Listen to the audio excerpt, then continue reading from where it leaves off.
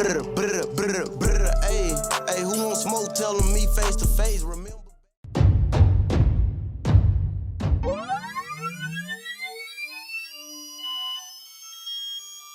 Welcome back to Keith's Hot Takes, and on today's show, I got my guy C. Ruff from Time Out Sports joining the show. Ruff, how you doing today, bro?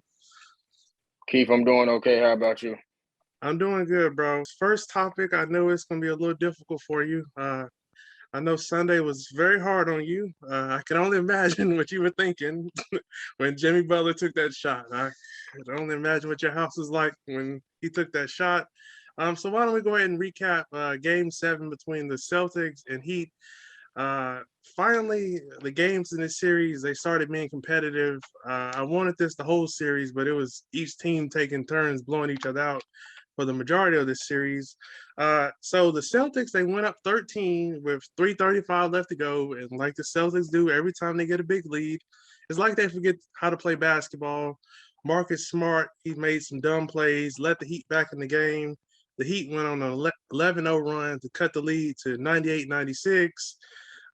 Marcus Smart missed the layup.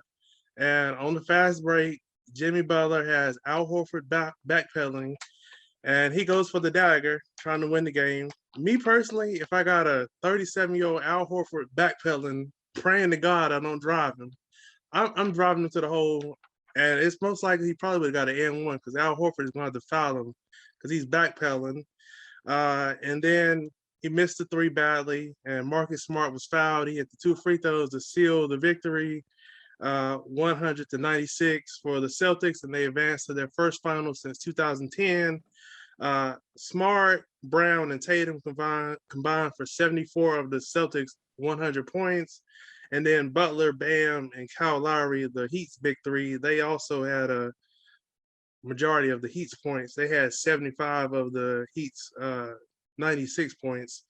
PJ Tucker, he didn't give out nothing. He was just running the treadmill out there. He had 0 points in 17 minutes, 0 of 3 from the field, 0 for 2 from 3, excuse me. Max Strus, he struggled. He was 3 of 10. It really could have helped y'all if he could have gave y'all a little more. Victor Oladipo, he gave y'all a lot. 9 points, that was good off the bench. He was really the only person off y'all's bench who gave y'all anything. And the Celtics bench outscored the Heat's bench 19-13. Neither team really played a lot of guys in Game 7 because, you know, you want your best guys out there, and Jimmy Butler played the whole game. So that's even more reason why I felt like he should have drove the ball instead of selling for a three, because that's not his game. And he had played the whole game, so his legs probably were gone. So, Ruff, what did you think about this game and a disappointing end to your Miami Heat's season? Yeah, there's so many ways to attack this, so many things to discuss. Injuries were major. Sure. The playoffs have been ruined by injuries for all teams. I mean, from Ja Morant, Jimmy Butler, Tyler Hero, the list, Chris Middleton, the list goes on. So injuries played a huge part in the playoffs in this series. When you talk about the Heat, 3-point shooting betrayed us. In the 4 games that we lost, I posted about it on the Time Out Sports Twitter page. In the 4 games that the Heat lost in that series, they shot 25.5% from 3. So, I mean, it's real simple. And this was a team that shot 38% in the regular season from 3, the best in the league. So when you shoot the ball from 3 that poorly, and you don't have the athletes that the Celtics do, that's going to put you in a bad spot. Man, like I said, so much to say. When you talk about Jimmy Butler, I disagree with this shot because, like you said, he's not a good 3-point shooter. And people have said that, you know, they understand why he took it because he was so tired. He had played the full game. And so he's thinking, I don't want to go to overtime. Let me try to make this shot. And if I can make this shot, we have a good chance to win if we get one stop, especially. I can see that, but still, that doesn't mean that that's the best shot for us. What you're saying in your head about how you feel and that you're tired doesn't mean that it's the most efficient and the best look that the Miami Heat could get. And I don't believe that it was.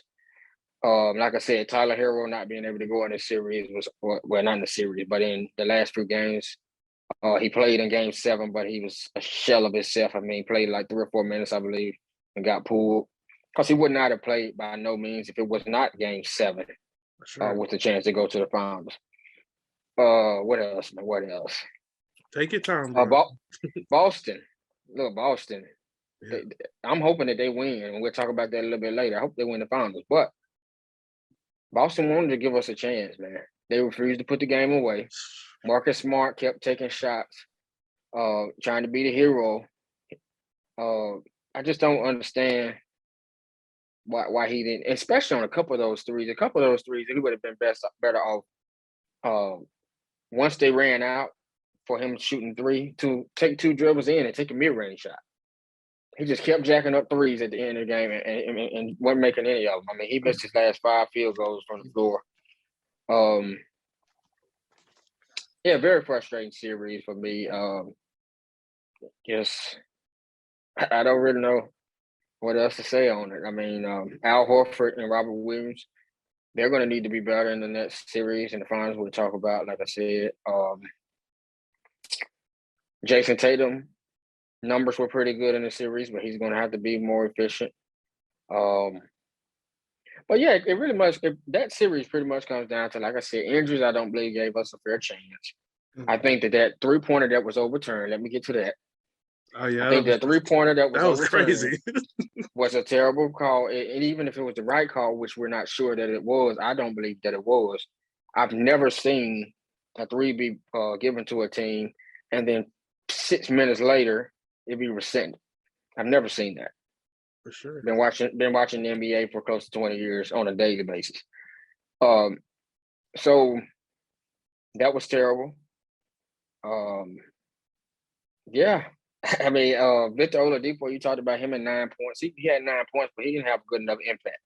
I mean, he missed so many threes. I mean, he was missing threes by the whole goal. I mean, he was hitting the backboard on threes. I was like, come on, man. And you trying to get another contract next year by somebody, you missing the whole goal. I mean, it was bad. So yeah, it was just frustrating, but we got to get some more pieces. Bam Adebayo showed up in Game 7, but he had only showed up in one other game. I mean, he got to be more complete. He got to be more aggressive, more complete.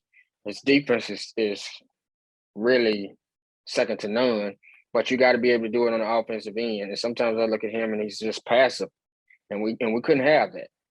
Oh Lord, and let me finish with this here. That Kyle Lowry. Oh, I got two things. That Kyle Lowry. I told people as soon as we made the deal that it was a bad trade. Kyle Lowry is 36 years of age. He was 34 and some change when we traded for him. When we went and got him. I thought it was a bad deal then. I think it's a terrible deal now. So, I mean, you had him have 0 points in a game. You had him have other games where he was just, did nothing, gave you nothing. So it was really Jimmy or bust in that series. Like you said, Matt Struss was inconsistent. You paying Duncan Robinson $90 million and you won't even play him. And it's, when you think about it, the defense is terrible. Yeah. So it's a bad position to be in. Yeah, I mean, what else do I say? Miami Heat have a good core when you talk about Bam and Jimmy, but you've got to get better pieces to go around them. I think you need to upgrade the center position. If Bam's going to keep playing the center, which I think he's a power forward, really, but in a small ball era, he can play the 5. But I think you need to get another center. I saw some good things from Dedmon in the regular season, but in the postseason, he didn't play up to par. Yeah, got a lot of things to work on, a lot of holes to try to fix. But the problem, like I told somebody, is Kyle Lowry and Duncan Robinson. Those are 2 contracts that nobody's going to want to take. Mm-hmm. And the production is just not where you needed to be. So we got a work cut out for us. The last thing is Udonis Haslem. Can we please get a roster spot to somebody else? I get all that. I mean, I'm not trying to disrespect the man and what he's meant to Heat. I mean, he had a solid career, especially when we were winning championships. But I know what it's like. For one, I know what it's like being somebody that's working my tail off to try to accomplish things, try to get indoors. and there's NBA players, there's players in the G League that are more deserving of that gig than he is. I don't want to hear he's a vocal leader. I don't want to hear, he helps the team with leaderships and all this stuff. I don't want to hear it. I'm not saying he doesn't, but you can give Leonidas Haslam a coaching role. You can give him, some kind of role where he could still be with the team, but he would not be taking up the roster spot, because we could have potentially had another guy that could help us. And so, I mean, we're 3-4 years into this, and he plays 2 games a season in blowouts in the regular season, and that's all. And that's it. I didn't know he played this year. Let him have a coaching Oh. job and still be with the team, but give the roster spot to somebody else. That frustrates me beyond words. So that's what I have on that series. That's my soliloquy. It was brutal. Game 7 took my blood pressure up to the top, but there we have it.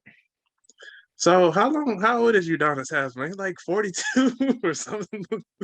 41 up, 42, something, somewhere around there. Yeah, I didn't know he played at all this season. I thought he just, dressed out just to sit up there on the bench. Yeah, they'll put him in 1 or 2 games when it's like blowout, or when we had I think it was like COVID and we had so many guys missing. But it's like at the last resort, and that's regular season. You get that opportunity to somebody that's 22 years of age, and that's just where I'm at on that. Yeah, I agree with you. They should just give him a polo and a whistle and let him be a coach, because he can do all that stuff that he gives them in a coaching spot and not taking up a roster spot like you said. But we're going to talk about it in a second. The Celtics, like you said, they're going to have to play much better against the Warriors. And when they get a big lead, I don't know why they, like I said, they forget how to play basketball, it seems like. And Marcus Smart, I feel like they should have tried to run the clock, because that's your biggest friend up. What were they up? 13 with 3 minutes and 30 seconds left to go. Run the clock, limit the amount of possessions the Heat have. When you jack up threes and take bad shots, you let the Heat back in the game. And if Jimmy Butler would have went to the basket and got an N1, y'all could have potentially lost that game. So we'll have to see. Like you said, they definitely the Heat need to improve their team around Jimmy and Bam, because Jimmy put the Heat on his back the last 2 games, and really, I know in Game 6 he really was beating the Celtics by himself, but in Game 7, Bam and Kyle Lowry did help him out. But they definitely need to build around Jimmy, and like you said, it's gonna be hard. Kyle Lowry, you said he's 36, but looks like he's going on 40, honestly, because he just ain't what he used to be, and that's what happens when you get older. And the Duncan Robinson contract, it looks really bad now. He can't play defense like you said. So we'll have to see how they try to improve their roster. And Tyler Hero reportedly is coming out saying he wants to start going into his 4th season. So we'll have to see how all that works out. So now we're going to move to the NBA Finals and talk about what Boston and Golden State need to do to win the championship. I said Boston, they need to dominate the paint and the glass. Because I've noticed in all the Warriors series, teams that struggle with the rebound, that give them second and third opportunities, they're gonna make you pay for that. The Celtics are the much bigger team, so Al Horford and Robert Williams, they need to dominate the glass and out rebound Kevon Looney. Make sure he's not giving the Warriors shooters second and third opportunities to score. And defense, the Celtics are 5-0 in the playoffs when they hold their opponents under 100 points. That's probably going to be very hard to hold this very deep, explosive Warriors offense to under 100 points. But like in the third quarter, the Warriors, I don't know what it is, but they come out the locker room like gangbusters. And the third quarter is going to be key for the Celtics. They're going to have to, keep it close, not let the Warriors get too far ahead of them. And just play team defense, really help each other out, stay connected like they've been doing all postseason long. And then for the Warriors, you're not going to stop Jason Tatum and Jaylen Brown, but just try to slow them down as much as possible, make them work as much as you can. And I feel like they need to compete on the glass against, like I said, a much bigger Celtics team. And I feel like the Celtics are going to be the first team that actually uses their size, because I feel like they did this against the Heat, who were a much smaller team than the Celtics. And the Heat, they really wanted to play small ball. And when Robert Williams was healthy, they're a different team, the Celtics, and they really were dominating the Heat on the glass. So the Warriors, they got to find a way to compete on the glass. And one thing that they do very well is when their 3-point shot is not working, they like to attack the paint. So I'm interested to see how that's going against the Celtics, who are very good on defense, and that's their calling card. They really get out the people on defense. So I'm really intrigued to watch that. So what do you think both teams need to do to potentially bring that championship home, bro? Starting off with Boston, I think, like you said, I agree with rebounding. They got to rebound at a high level. They got to create some second chance opportunities. Play physical with Golden State. Try to rough up Steph. Try to rough up Clay. Jordan Poole. Those are the two main things I think. I think that Robert Williams is going to have to give you more than he gave you in that last series. I know he was kind of hampered also. But you're going to get some time off here. You got 3 days off, and you're going to need Robert Williams to have a bigger impact from game to game. Not just one game, but game to game impact. They're going to need more from Robert Williams in this series.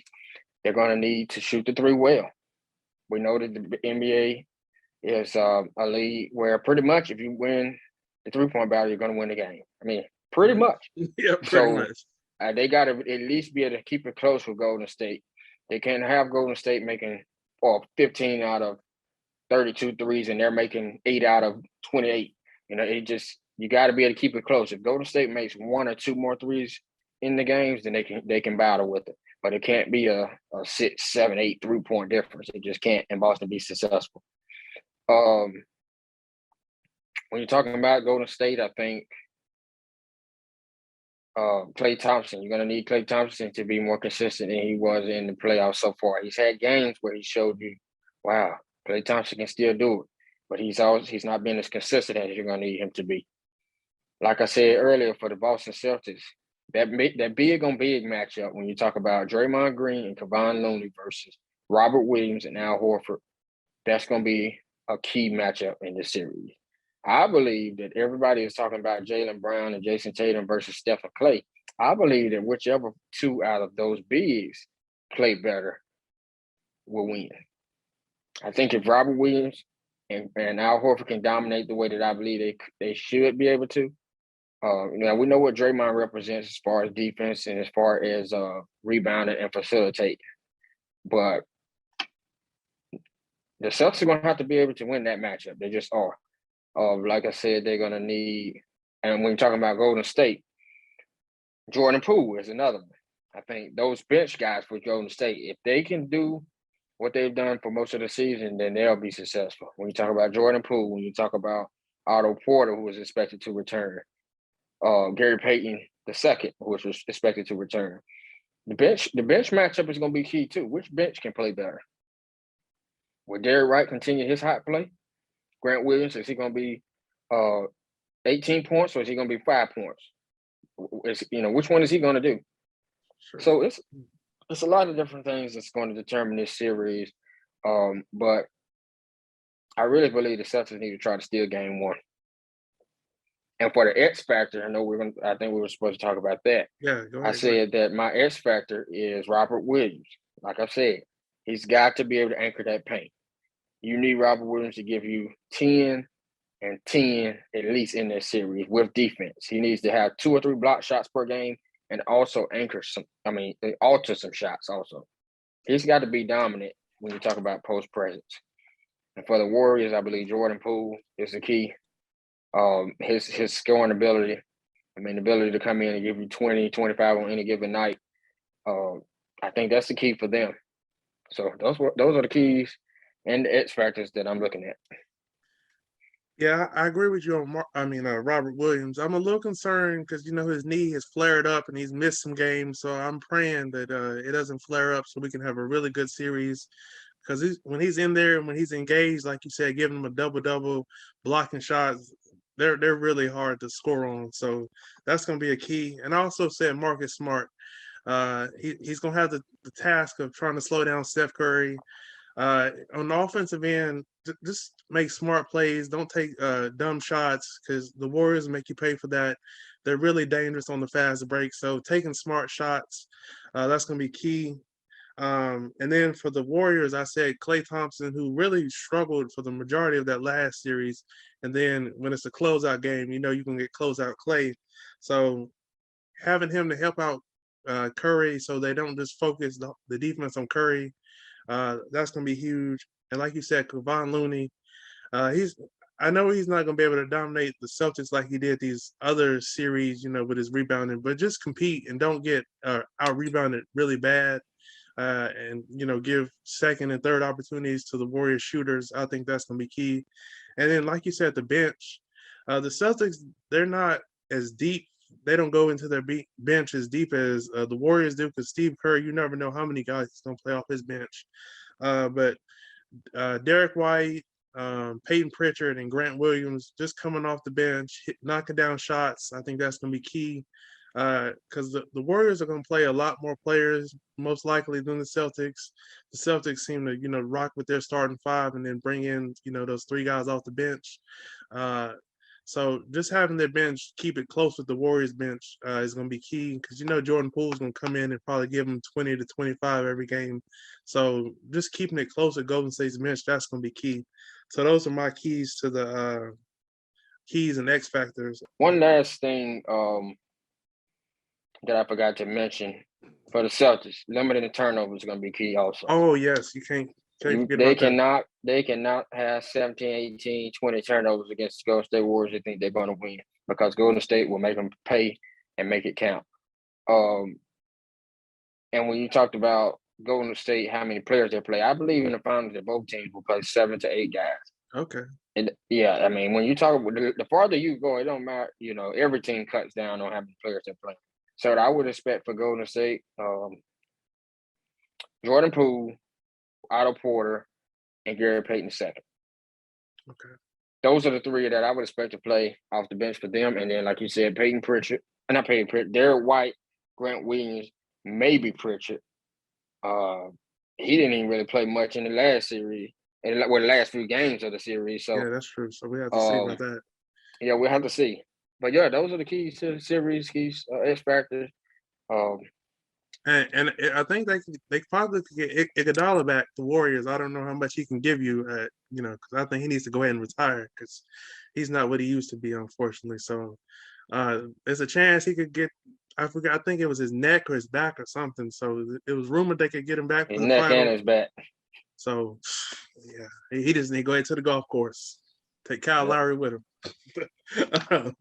Who wins the championship? The Celtics or the Warriors? This is a rematch of the 1964 finals. The Celtics won in 5. Who knows? Maybe they could do it again. Like you said, the Celtics, they've struggled at home in the postseason, which is crazy because they have one of the best home court advantages in the playoffs. It's loud, it's raucous. They're 5-4 at home in the playoffs so far, and they're 7-2 on the road. So I think that was really impressive that they went to Miami and took 3 out of 4 in Miami. That was really impressive. And then for the Warriors, you had brought it up when you were talking about your keys and X factors. I agree that I think it'd be big if the Celtics could, you know, split with the Warriors at the Chase Center because looking at it, the Warriors are 9-0 at home, and they struggle on the road. They're about 500 on the road. So I agree with you. I think that could be big if the Celtics could split at the Chase Center. They obviously probably won't win both games, but if you could win game 1, you know, kind of put the Warriors on the heels, I think that could be huge. But I'm rocking with the Warriors in 7.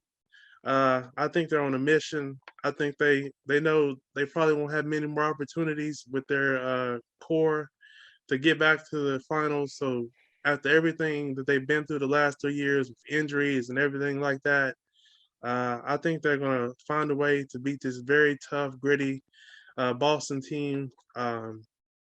Yeah, I think Curry's going to win Finals MVP. I think he's going to be phenomenal. I know his numbers probably won't look as efficient because he's going to have Marcus Smart harassing him every game. But I expect Jason Tatum, Jaylen Brown to ball out. Probably each one of them probably average about 20 points per game this series. But I just think the Warriors, I think, like I said, I think they're on a mission. And after everything that they've been through the last 3 years, and Clay, everything he went through the last 2 years just to make it back to this point, I think it's amazing. And I think the Warriors will win at home in Game 7, and I think they'll add another championship to the trophy case. How about you, bro? Man, head says Warriors in 7, and like you. Heart says Celtics in 7. I It's going. want the Celtics to win, but I believe that Golden State. Um, it really comes down to helping me. I just don't know where Robert Williams is. What impact can he give me? I'm hoping that he can give you more. And see, Smart is not 100% healthy either. Yeah, When people forget that he suffered a foot injury. it looked bad. Yeah. So he had 2 injuries happen to him. So I'm just afraid that injuries are gonna hamper them from beating Golden State. Like I said, her head says Golden State in 7, heart says Celtics in 7. So I hope I'm wrong, actually. But beyond anything, I'm hoping for a good series. I get so tired of NBA games, regular season, and even in the playoffs, we've had so many blowouts. And it's just ridiculous. So I'm just hoping for a good series. I'm hoping for nobody else to get hurt, any more than they already are. And I'm hoping also that officiating is consistent. Please. You can't call it for one way for one team and another for another. Keep the officiating consistent. That's one thing that I'm hoping for as well. And at the end of the day, if those things happen, then I'll take the results as they may be. Yeah, I agree with you. I think that was a major reason why I wasn't comfortable picking the Celtics was because of Robert Williams. Something's wrong with that knee. He's probably gonna have to get it scoped or drained or something because it's most likely he's gonna miss a game or two in this series. I know they'll have a lot more time in between each game. Like I think Game 1 is Thursday, and then they don't play again until Sunday. So maybe that'll help him because mostly the playoffs up to this point was you play one game, day off, then another game. So maybe that'll help him. But I just can't be comfortable picking them with him not being 100%. And like you said, Marcus Smart, I have no idea how he's playing after the way his ankle turned over. I didn't think he was going to play again this postseason. But yeah, I'm just hoping for both teams to stay healthy. And like you said, I want, however long it goes, I want each game to be competitive. Hopefully all of them come down to the wire in the fourth quarter. Hopefully no blowouts. We've seen enough of those. So fingers crossed on all that, and can't wait for it to start Thursday and Golden in San Francisco at 9 o'clock on ABC. So can't wait for that. And to close out the show, I thought it'd be fun. Nashawn from JWall Sports put this in our group chat, and I thought it'd be fun to interact with the subscribers on my show, the fans of my show. So we're gonna share our under 25 teams. I'll put the picture up here. I'll leave it up about 10 to 20 seconds. If you want to interact with us, just comment below, who you would have on your under 25 team. So for me, I went with John Morant on the $5. Then I went with Brandon Ingram. And I wanted to pick Zion, but his health it was scaring me, and I wasn't comfortable picking Zion. Then the $3, I went with Evan Mobley. Just having a big that can really stretch the floor. It's nothing he really can't do. Originally, I had Jaren Jackson, but I was afraid he was going to be shooting 23s a game, and that was going to frustrate me to death. So I switched, and I went with Jordan Poole with my $2 pick. And originally for my $1 pick, I had Jalen Green. But I was afraid if I had him and Ja on the same team, they were going to dribble the air out the ball. So I went with Desmond Bane instead. We need some 3-point shooting. So that's my 5. I really like my 5. Ruff, who did you have on your 5? So I do not have the prices in front of me, but I do know that my 5 fit as far as the dollar amount. I went with Lonzo Ball. Mm-hmm. That was $3. Scotty, $3. Okay, I went with Scotty Barnes. That's $1. I went with Jason Tatum. He took 5. That's 5. Yeah, 3. So 3, 4, 5, 9. I went with Zion. Could you imagine him LaMelo Ball playing together. Oh my Yeah. How much is Zion? Zion is 4. Okay, that works. That puts me at 13, and I went with Aiden. Aiden was 2, correct? Aiden was 1. So you're $1 under. There we go. DeAndre Ayton. So there you have it. Lonzo Ball, Scotty Barnes, Jason Tatum, Zion Williamson, and DeAndre Ayton. Now, of course, that means that I'm hoping that Zion is healthy, like you said. But if he is, I have a balance. And see, that's one thing that I wanted. I wanted a balance. Gotcha. I wanted some people that could play offense, some people that could play defense. I wanted some people that was willing to score but didn't have to score. Lonzo Ball is not somebody that has to take the ball and shoot it 20 times. He's willing to be a passer. Scotty Barnes is versatile. He can give you offense. He can give you defense. He can defend multiple positions. Jason Tatum, we know what he represents. Can get you 30 in a game. And he's a good defender. Zion is a freak athlete when healthy, and just tough to guard. And DeAndre Ayton, although I'm not his biggest fan, Oh man, he plays soft I think sometimes. yes, he does. But I think that with my team, it will work. And I didn't go with Jaren Jackson Jr. because, like you said, he shoots a lot of threes and he fouls so much. Even if you better hope in this game that we're playing, they don't call no fouls. You can't foul out, because if you can, Jaren Jackson Jr. gonna be sitting beside you after about 10 minutes. I better hope it's unlimited fouls. Yeah. Well, for me, Ja, he's one of the most exciting young players in the game. I think Brandon Ingram, man, whenever I need an ISO mid-range, I know I can go to him. Evan Mobley, like I said, he's a young big who can stretch the floor, block shots, defend the rim. It's nothing he can't do. Then I got Jordan Poole and Desmond Bain. Those are my knockdown shooters. So I really like my team. I think we got a lot of balance. Defense may be a little questionable with some of my players. I may have to enforce that a little bit with my guys, but I think we would be an exciting offense. I really wish the Hornets could have paired LaMelo with Zion. I think, oh my God, that would have put people in the seats, man. But they got that with Miles Bridges, kind of, sort of. But I don't think he's up there. He's not the athlete that Zion is when Zion's healthy. So that was fun. And like I said, I'll leave the picture up for about 10 to 20 seconds so you guys can participate if you want to, and just comment below. And thank you again, Ruff, for joining the show. It was fun previewing the NBA Finals with you. Like you said, I just hope we get a great finals. Hope it's one of the best finals that we've had. And you want to tell everybody where they can follow you and subscribe to your podcast and all that. So no problem for joining the show. I appreciate the invite again. You can follow me on Twitter at DARUFFWAY_. That's at the Rough Way with the underscore. That's my personal page. You can follow my Timeout Sports page where we post all sports content. We post polls, questions, all type of stuff. So just follow us there at Timeout Sports 3. Again, at Timeout Sports 3 on Twitter. Sports is all caps. The Instagram for the Timeout Sports page is Timeout Sports with 2 underscores. What else? The WNBA Fits page. I run a page where I highlight the fashion and the style of the ladies in the WNBA. It can be followed on Twitter at Fits_WNBA and on Instagram at WNBA League Fits.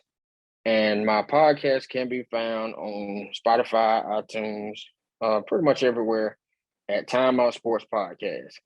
So make sure to tap in with me on all of those platforms and all of those pages and interact. That's a big thing, yeah, for sure. So thank you again, bro, and I'll be in touch with you again soon. All right, take care. You too, bro.